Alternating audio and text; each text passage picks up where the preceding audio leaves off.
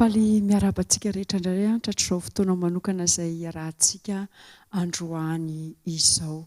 Araka ny efa hitantsika nandritra ny 2 andro izay dia aoka ho azontsika antoka fa efa nomeny herin'Andriamanitra antsika ny zavatra rehetra momba ny fiainana. Ary ao anatin'izay fanomezana efa nomeny pahary antsika izay, raha namorona ny olona Andriamanitra, mbola tany am-bohaka zasy ianao dia efa fantany ny ho avintsika. Efa fantany ny mahasoa antsika, efa fantany ny sahaza ho antsika. Fa izao mila miaina araka ny sitrapony isika, mba tsy ny sitrapontsika no hibaiko ny filahantsika, fa ny sitrapon'Andriamanitra no tanteraka eo amin'ny fiainantsika. Araka ny efa hitantsika omaly ihany koa dia ny zavatra eto amin'izao tontolo izao dia ny filany nofo sy ny filany maso ndreka momba n'izao fiainana izao. Kanefany izay zavatra nitaizantsika eto amin'ity tontolo misy antsika izay no mamaritra ny maizy azy ny olona anankiray. Ny zavatra ny aina ny tany amin'ny fahazazana, mitohy hatrany amin'ny fahatanorana izay hojerentsika androany, no hamaritra no avin'ilay olona anankiray ary ahatonga anazy ihany koa izay amin'ny lafiny ara-panahy ho vonona hitsenan Jesosy eny amin'ny raon'lanitra. Araka ny efa hitantsika omaly ihany koa sy vakomaly dia hitantsika fa misy zavatra izay tsy maintsy ataontsika lahara-pahamehana. Ary mino fa efa niezaka isika namantatra hoe inona ilay lahara-pahamehana eo amin'ny fiainantsika tsirairay avy. Fa raha manao jery todika tokoa isika dia indraindray isika rehefa mividy zavatra ohatra, rehefa tsy nanao ny lisitra zavatra tokony ho azo na hoe ny mpivady tsy mifampiresaka ny zavatra tokony ho vidiana, dia indraindray ohatrany samy mividy zavatra anankiray.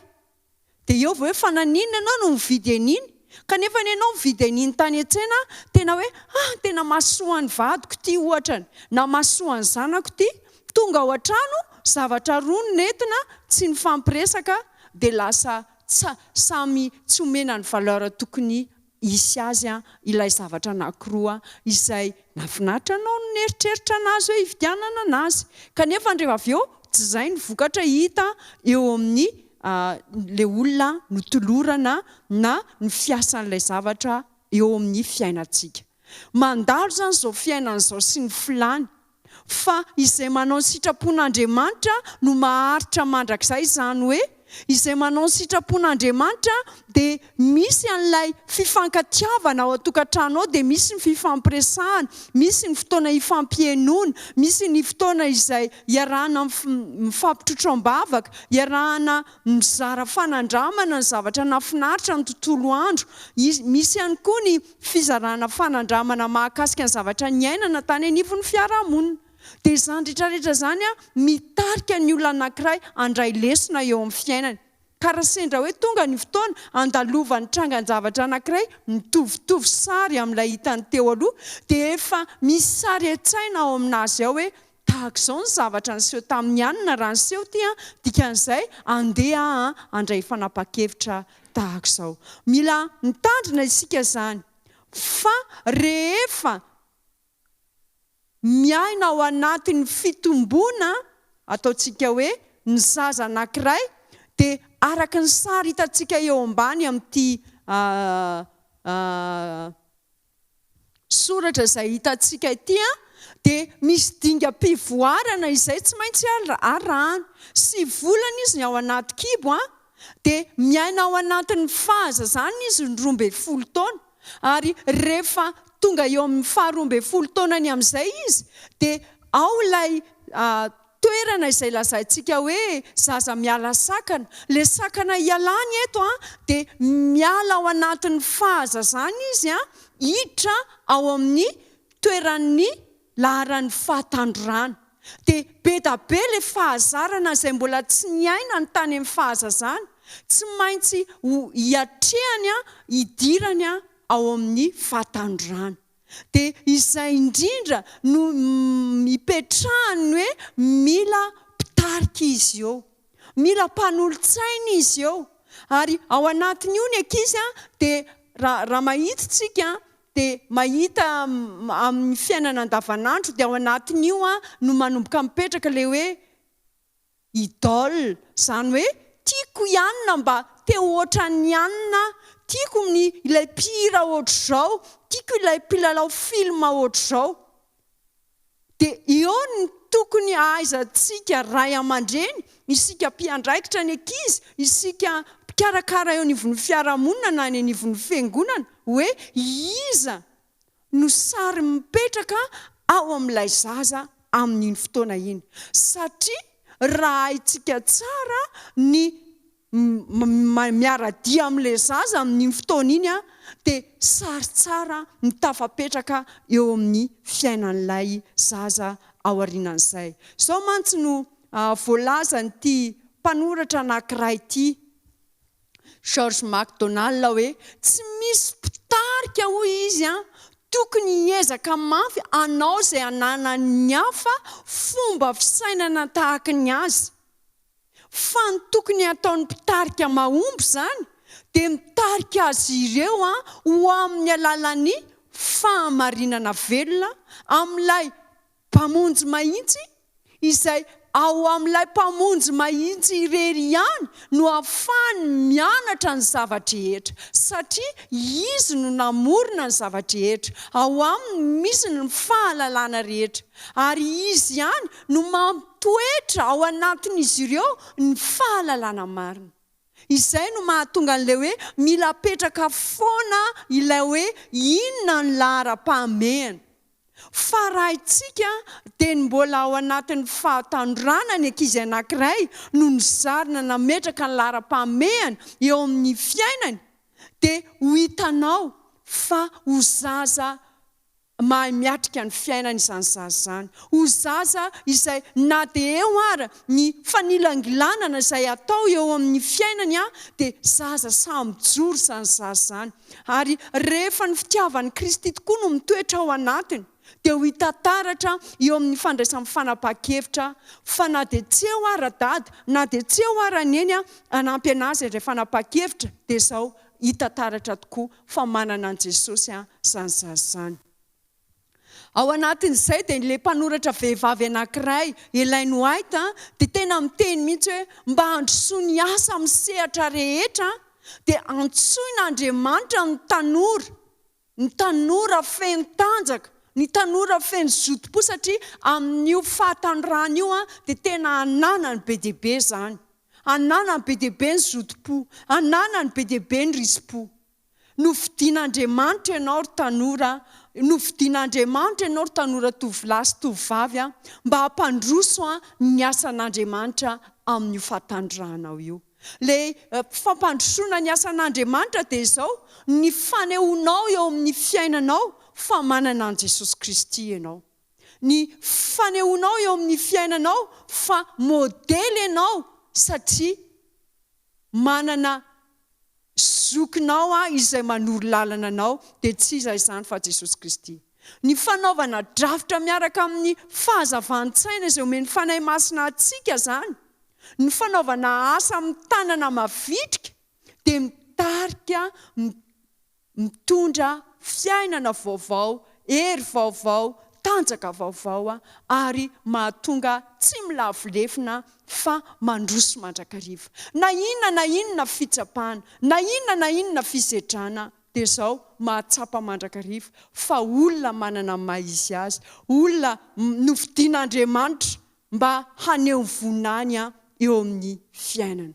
Koa asaina izany isika tanora, asaina isika ray aman-dreny mba ho mpanolotsaina araka izay anirahany tompo atsika. Asaina isika tanora lahy sy vavy hanome an'Andriamanitra ny tanjaky ny atanorantsika. Ka amin'ny alalan'ny fampiasanao ny hery ara-tsainao, amin'ny alalan'ny fampiasanao ny hery ara-batanao sy ny fahaiza-manao, ny fanomezam-pahasoavana izay nomeny mpahary anao, dia amin'ny alalan'ny fampiasanao izany dia hanome voninahitra an'Andriamanitra zasenao. Ary ho hitanao fa fantatrao hoe inona ny iraka mpanaovin'Andriamanitra anao eo amin'ny fiarahamonina izay misy anao. Misy tanora toanao izay mila mifanampianao. Misy ray aman-dreny izay mila ny herin-tsaina sy ny herim-batana anananao. Misy olona izay mety tsy fantatrao mihitsy ny momba azy, kanefa ny ianao no mividian'Andriamanitra eo aminy mba hanehoana ny voninahitry'Andriamanitra ihany koa eo amin'izany olona izany. Ko manasa anareo eo amin'ny toerana izay misy anareo io, n'aiza toerana misy anao amin'izao fotoana izao, dinio. Inona ireny zavatra tsara be nomen'Andriamanitra anao amin'ny maha anao io. Satria ao amin'ny maha anao io dia misy hery ara-batana ao anatinao ao. Misy maha izy anao io dia misy zavatra tsy ananany hafa fa ianao rery ihany no manana an'izany. Na eo amin'ny tena izany, na eo amin'ny toetra izany. Ary eo amin'ny fivelarana eo amin'ny ara-piarahamonina dia tsarovy fa na ny tsikinao, na ny fanampianao kely amin'ny olona anankiray dia hitondra fahasambarana. Mety misy fianakaviana any tsy mandalo ny zavatra izay iainanao, kanefa ny ianao no fidian'Andriamanitra mba hitondra fitahiana ho an'izany fianakaviana izany. Ary eo amin'ny lafiny ara-panahy dia izao, rehefa samy manao fanandramana miaraka amin'ny Jesosy Kristy ny tanora anankiray, dia ho tsapanao fa manana hery miasa mangina ao amin'ny tsara avy ao anatinao ianao lasa tafapaka any amin'ny hafa. Maro anefany ny fiakana. Hojerentsika tsirairay izany ireo teboka efatra ireo androany sy rapitso. Fa androany tsika dia hijery manokana n'ity resaka ara-batana ity. Satria maro dia maro ny fiakana ara-batana miseho eo amin'ny tovavy. Raha tovavy manokana aloha ny resahana. Misy fiatraikany izany izay fiovana avy ao amin'ny fahazazana izay ho amin'ny fahatandrona. Satria misy fiovana be ny ravi-batana. Ohatra fotsiny hoe ho an'ny tovavy kely fotsiny dia misy amin'izao fotoana izao vokatry ny toetrandro misy sy ny fomba fisakafo sy ny fomba fiainana dia misy fotoana dia efa tonga fotoana. Kanefa ny tovavy anankiray raha vao tonga fotoana izy dia efa misy fiovana eo amin'ny ravi-batany.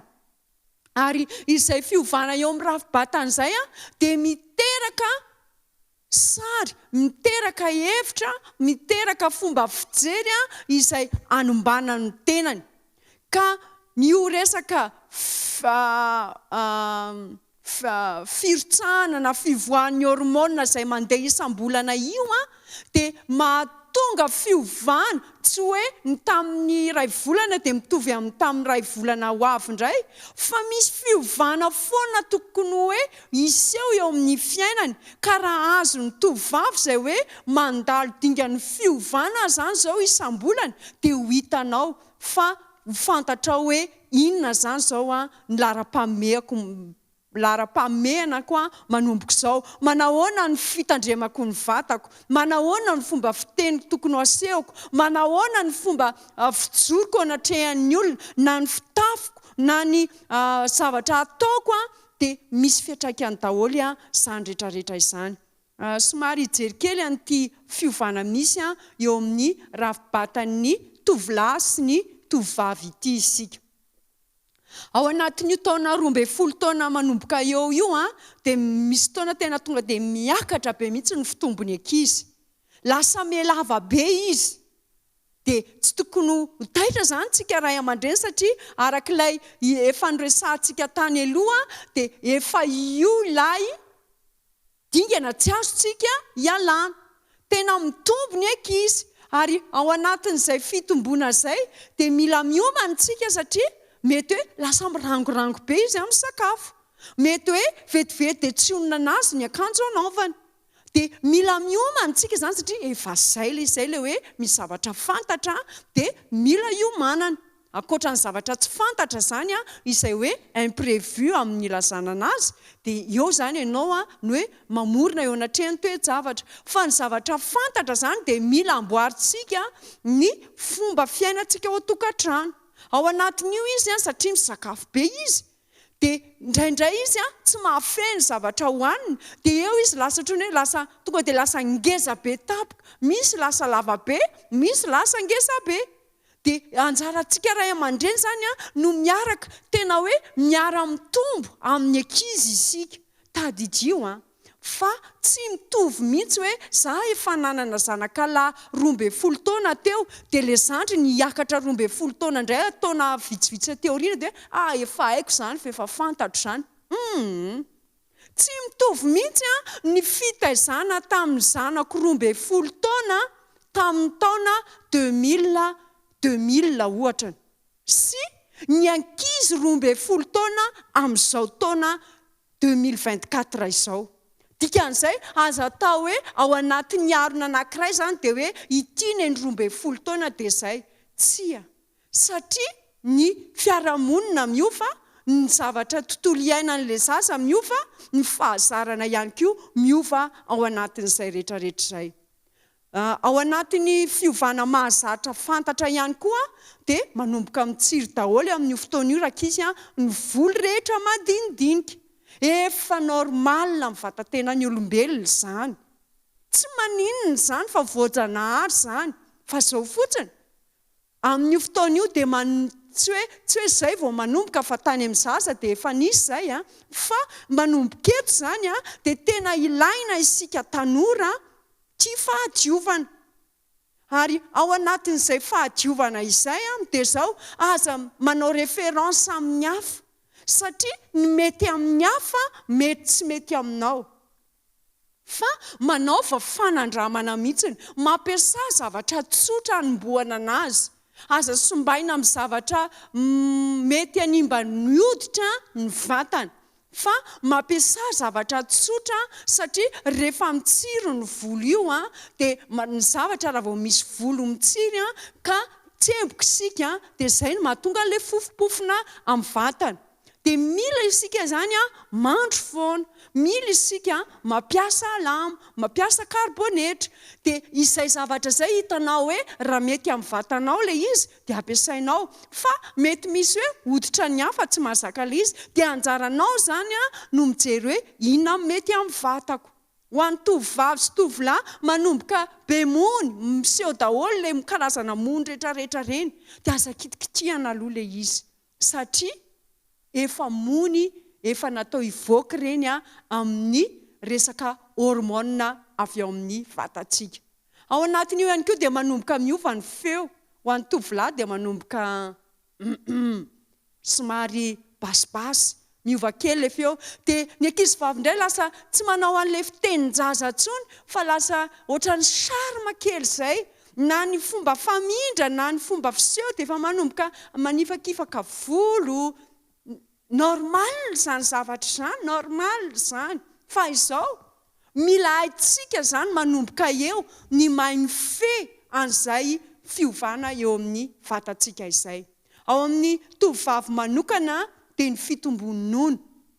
Eo dia tena ilainy ny ray aman-dreny, dado. Raha vao miova ny toe-batan'ny zanakao dia manan-kekezana azy ianao. Satria ao anatin'io izy raha tsy tsapany izay hoe manana dada pia, dada mpanohana, dada mahafantatra ny fiovana eo amin'ny toe-batako izay ilay zaza, dia lasa miantsampy avy hatrany izay ilay complexe de Oedipe tany amin'ny faha-efatra taonany. 4 taona mantsy ilay zaza dia ny tovovavy kely tena lasa ohatrany hoe hidada ny sipany, miala tsiny amin'ilay voambolana izay ampiasainy. Dia ny tovolahy kely ineny no sakaizakaiky azy indrindra. Ka raha tsy ny fenona tany amin'ny fahazazana izay dia tonga ato amin'ny faha 12 taonany amin'izay ilay zaza, dia rehefa miseho amin'izay ilay fiovana ara-batana dia manomboka jejojejo amin'ny lehilahy hafa amin'izay izy rehefa avy eo. Rehefa misy lehilahy izay miseho eo amin'ny sainy hoe karazana lehilahy ohatr'izao ohatra ny tiako dia manomboka misehoseho vatana izy. Mahafinaritra azy manao zipo fohy, mahafinaritra azy mandehandeha mampiseho ny vatany eo amin'ny olona anankiray. Mila mitandrina isika zany amin'ny fotoana io satria mitombo ny nono, mivelatra amin'ny mojany ary mandeha fadi-bolana izy ka matoa ianao zanako vavy, mandeha fadi-bolana dia tadidio. Fa efa manomboka afaka hipetrahana zaza ao anatin'ny vatanao kanefa ny taovam-panananao mbola tsy vonona ny amin'izany. Mbola tsy vonona ny amin'izany ianao. Nisy taona nampalahelo nisy taona nandeha nanao mission tamin'ny toerana anankiray. Dia zazakely moa ilay anaovanao enquête, dia rehefa tonga teo ilay zazakely, nieritreretiko hoe zazakely ilay izy, satria mbola tanora tany amin'ny 12 taona tany ilay zaza, dia milalao miaraka amina zazakely mihitsy izy eo. Dia niraisiny ilay zazakely, dia hoy izy mantsaina azy, zandrinao ve iny? Dia hoy izy mantsaina, anaka koty hozy izy. Zany hoe zanany ilay izy. Mbola ny sainany mbola zaza. Ny vatany mbola vatan-jaza. Kanefa vokatry ny toe-javatra misy teo amin'ny fiarahamonina izany ny edivana mafy amin'izao fotoana izao, dia lasa mamorse ny vatany izy mba hitondra anaka sahady. Avela koa ny amin'izay resak'izay fa amin'ny tovolahy indray isika manomboka mivelatra ny tratranareo amin'ny tovolahy, manomboka nofosana ihany koa ianareo, ary manomboka mivoaka ny tsirinaina. Voajanahary zany zavatra zany. Tsy mamenatra zany fa voajanahary zany. Ary izay ilay olana, satria lasa sary ratsy foana ny ametrahana ny zavatra voajanahary amin'izao fotoana izao. Fa ny zavatra tsy voajanahary atao zavatra ohatrany hoe mahafinaritra, dia lasa mifady lasa hoe atao any amin'ny takitakonany ilay izy dia lasa tsy fantatra ny ampiasaina ny zavatra noharian'Andriamanitra. Amin'io fotoana io zany dia tena mila mitandrina isika amin'izay hoe fahafantarana ny amin'ny ankapobeny mahakasika ny vatana izay, satria lasa mahatonga ny tovavy liana hamantatra momba ny resaka ara-pananana ireny fiovana rehetra ireny.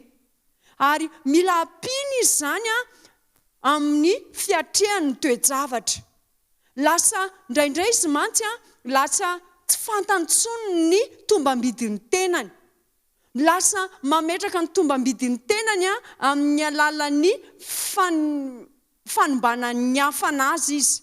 Izao no voalaza araka ny taridalana hoe manampy izany fitiavana hamata-javatra izany ny fahitany namany manodidina sy ny hainao manjery, ka lasa manao fietika sy fitafy ary manao izay mahatonga azy ho manaitaitra izy.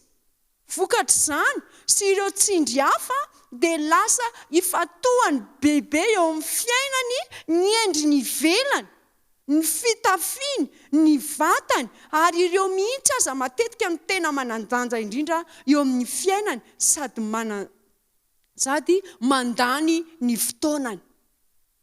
Dia io zany nipetrahany toerantsika hoe mpitarika zany, satria efa nilalovantsika ilay izy. Ilay izy mandalo eo aminazy ara-boajanahary ilay izy. Fa mila antsika izy ireo anampy azy, mila antsika izy ireo hiaino azy, mila antsika izy ireo mba hiteny kely anazy, tsy hoe miteny foana, fa mba manoro hevitra anazy hoe tsaratsara kokoa ke ilay ohatr'izao, mba handramindray hoe ilay zavatra ohatr'izao. Dia izao hoe averiko foana ilay teny izay naveriko teto.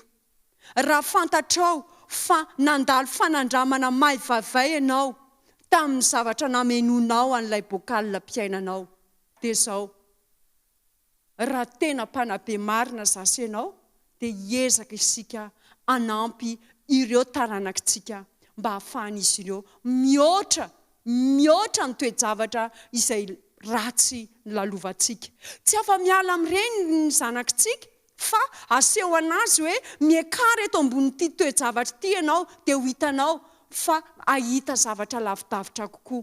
Ny olana zany tsy natao andrina na hoe ahatonga anao tsy ho tafiagatra na ahatonga anao tsy handroso, fa hiekarana reny zavatra reny mba azahoanao miakatra avoavo kokoa, ahitanao ny fitahiana efa tokony hirotsaka eo amin'ny fiainanao. Amaranako anazy amin'ity andro androany ity dia izao ho antsika tanora. Araka ny voalaza io dia raisiko kely indray ity zavatra ity. Na kely ohatry ity ny bokalina mpiainanao, na ngeza ohatry ity dia izao, ianao ihany no mamaritra hoe inona no atsofokao ao ao anatin'ireo pisy dite anankiroa ireo. Tadidio anefa fa amin'izao fotoana izao dia ny zavatra izay ety ivelany no ataony Satana amin'ny fomba rehetra hamelona ny fisainan'ny olona anankiray tsy atakarany maha izy azy. Dia mieritreritra izy fa ny zavatra hitany maso, ny zavatra jeren'ny olona momba anazy ety ivelany, ny zavatra izay mety hoe manaitra ny fijerin'ny daholobe avy ety ivelany, izay no mamaritra amin'ny maha izy azy. Kanefa ny rehefa jerena ny ao anatiny mety hoe sady foana pokaty zany no mety hoe zavatra aloha, mety hoe zavatra tsy alasa lavitra anao akoriny. Fa manosika-hevitra antsika ary tanora malalana, anananao ny tanjaka, anananao ny fahaiza-manao rehetra, nomeny Tompo anao ny fanomezam-pahasoavana mba hivelatra eo amin'ny tontolo misy anao io ianao. Dia izao tadidio fa raha ohatra ka hainao ny mijery ny hoe tombam-bidinao, dia izao na miaina ao anatin'ny fiainan'ny fahatsorana ary ianao, na miaina ao anatin'ny hoe fiainana mety hoe tsy eritreretin'ny hafa momba anao, dia miseho ny tombam-bidinao amin'ny fotoana izay anehoan'i Jehovah izany eo amin'ny fiainanao. Ny faniriana dia izao, fataro ny maha izy ianao amin'i Jesosy Kristy. Mandehana araka ny fanomezam-pahasoavana izay omeny Jesosy ianao, dia fataro ny lara-pahamehana eo amin'ny fiainanao. Fataro ny tanjona izay tianao atongavana. Ary meteza iain'ny bitsiky ny fanahy masina dia ho hitanao fa ho lasa lavitra ianao ary hanafaingana ny fiavian'i Jesosy any amin'ny raolanitra ho vonona hitsenana azy ampandresena.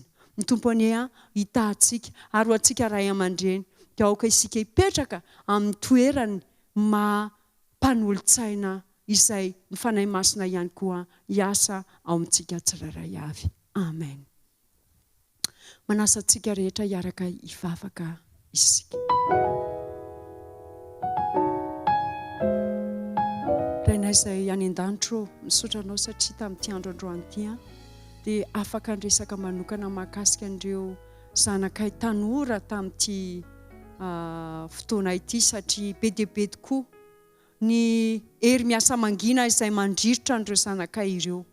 Ahatonga azy ireo tsy hafantatra ny tombam-bidy ambony izay ametrahanao azy.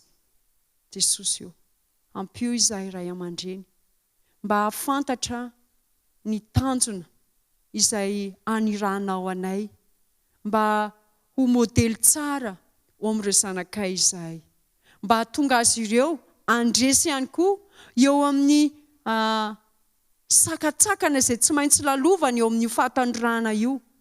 Jesosy io, ianao any hanampy azy ireo mba hahatonga azy ireo andresy eo amin'ny toerana izay misy azy. Miangavy manokana anao izay Jesosy io, anome fahendrena anay ray aman-dreny, anay mpitarika, mba hahatonga anay ihany koa hijery manokana ny tena mahasoa an'ireo sombiny ainay ireo, satria izy ireo no lasa lehibe indray, ho ray aman-dreny indray afaka fotoana fohy. Ka miangavy ianao ary izahay, volavolao, tefeo araka ny sitraponao ireo zanakay ireo Jesosy io. Ary matoky sy mino izahay fa raha misy tanora mandalo fitsapana, fisedrana amin'izao fotoana izao, dia ny sandro-pitiavanao Jesosy io hisintona anazy, ampandresy azy, ary ny bitsiky ny fanahinao masina dia hoenony izany hahatonga anazy hanapa-kevitra hiala eo amin'ny fanangejana izay ataon'ny Satana eo amin'ny fiainany. Dia ny tontolo andronay dia apetraka hifeny eo am-pelantananao, amin'ny anaran'i Jesosy no angatana mivavaka. Amen.